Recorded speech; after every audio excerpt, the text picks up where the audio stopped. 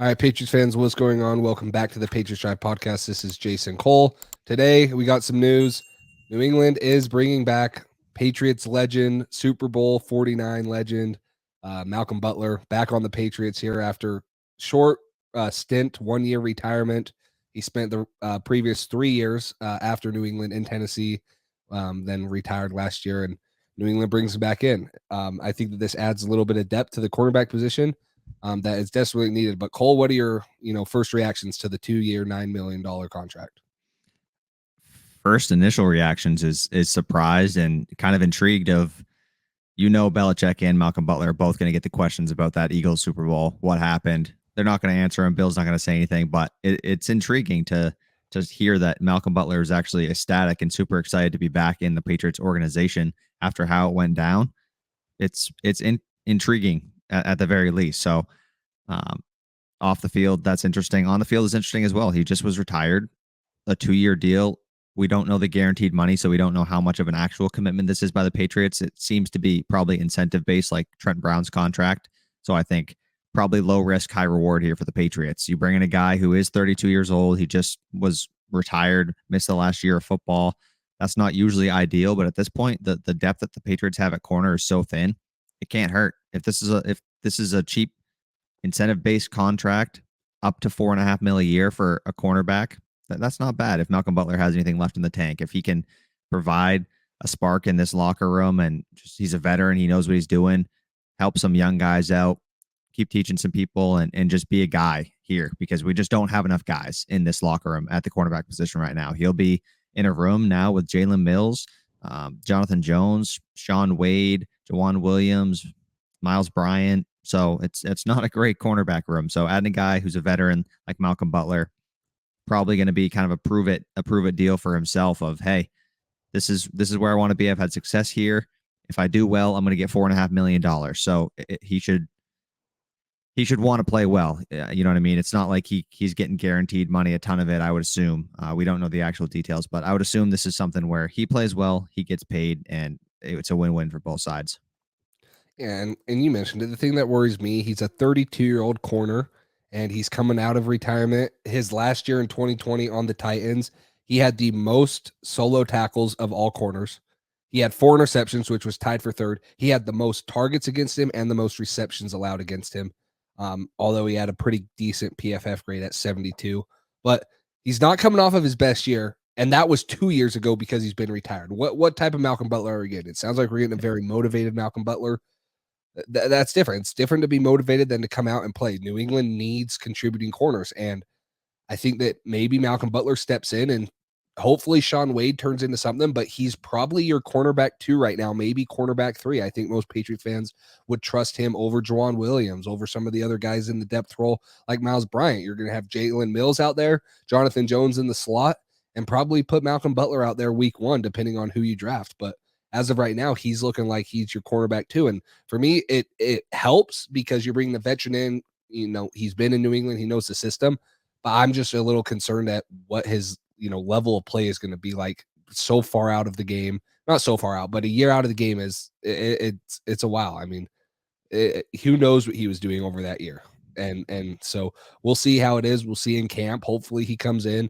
He's in good shape. He has that chip on his shoulder like he had when he first was brought into New England, earns a role in this team and contribute, because something that we will talk right now, but New England just had another roadblock come into their division. Tyreek Hill being traded to the Dolphins for a lot of picks and then getting a lot of guaranteed money. That's just another elite receiver that we need to cover and we need to slow down. And we don't have a true cornerback 1 to do that. Yeah, and that's what's scary. I mean, this is similar in some ways and different in others to the Hightower situation. He was off for a year with the COVID year. Hightower's 32 right now. Butler's 32. A year off in the game. Yeah, maybe that gets fresh legs, more motivation, all that stuff. Maybe he's healthier than ever. Maybe we don't know. And that's what we're going to have to find out. So this certainly doesn't make me be like, oh, we got it. We got cornerback solved. We're good to go. That's not how I feel. But it's kind of a why not situation. What do you got to lose? It's like I said, the structure of the contract is probably safe for the Patriots. Low risk, high reward. You're bringing a guy in who has experience in the system, who's made some big plays, played in some big games. Why not? Why not? He's a veteran here. You're going to trust him more than any of your really young players who haven't proved to be much yet. So I like it. I'd like to stick on that train a little bit real quick of 1 year prove it deal. Get Stephon Gilmore back in here. Get Trey Flowers back in here. Shore up that edge.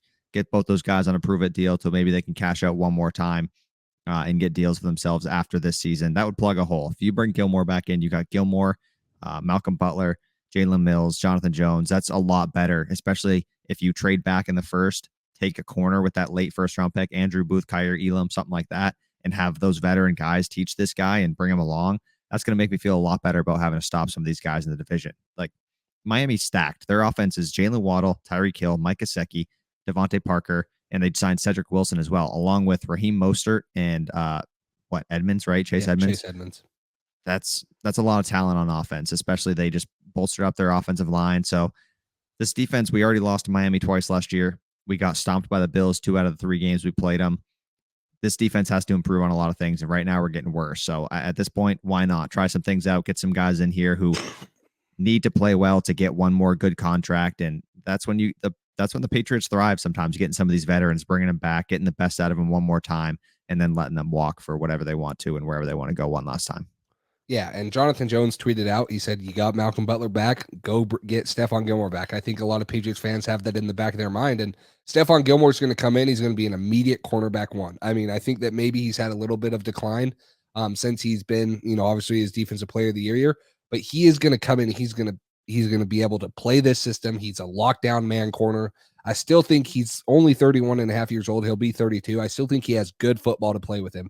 And, bringing him in, he has experience guarding, top receivers in the league. You're going to have to deal with Stephon Diggs and Tyreek Hill or Jalen Waddle 4 games out of this 18 you play this year. So it's going to be, crazy. You got to bring in Stephon Gilmore. The other guys that we kind of talked about, if you want to, find someone cheaper, Jackrabbit Jenkins is on the market still, someone that has veteran leadership.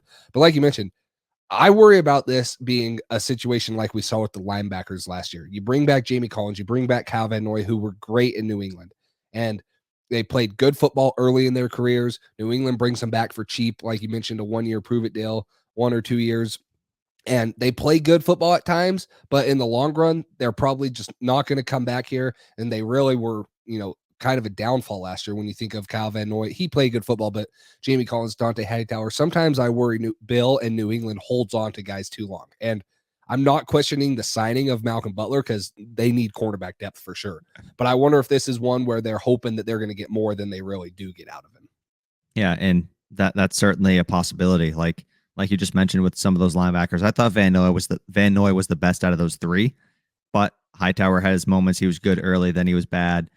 Collins did make some plays, but overall he was kind of just average. He wasn't anything special. I don't know. This position to me is a little bit different where they're so thin. Just take a swing, see what happens. And I think Trey Flowers still has some good football left in him. So I think that would fill it would be a good yin and yang thing with him and Judon. Judon, more of a pass rusher. And then Flowers is a guy who can set the edge well, stop the run, and also get to the passer a little bit. Get to the quarterback a little bit. So I like this deal. I think they can make a couple more of these veteran, cheaper signings, 1 year deals that would really improve this defense, at least for this year. And then next season, we got a ton of cap space and we can fill those with younger players, some go after some other players that you feel really confident about and stuff like that. But this division's tough. The AFC's tough. I mean, the Patriots might be the 3rd best team in their own division right now. That's just kind of the way it is. And the Dolphins got a lot better today. The Patriots I think they got a little better. They have more depth at the minimum, which is good. So I'm a fan of the Butler signing. I still think they have some moves to make, and it's going to be interesting to see who they end up targeting and who they end up bringing back in. Yeah, still lots of guys on the market, both at the corner position, linebacker position, maybe a lower end receiver. Obviously got to address offensive line, but make sure you guys like, subscribe, follow, comment down below what you think of the Malcolm Butler signing, bringing back a Patriots legend to be a depth piece and hopefully a key contributor this year on the outside at the quarterback spot. But make sure you guys stay up to date with us. Follow us on Instagram to stay up to date when we're not doing clips or live podcasts for all your Patriots offseason things. And until next time, we'll talk to you later.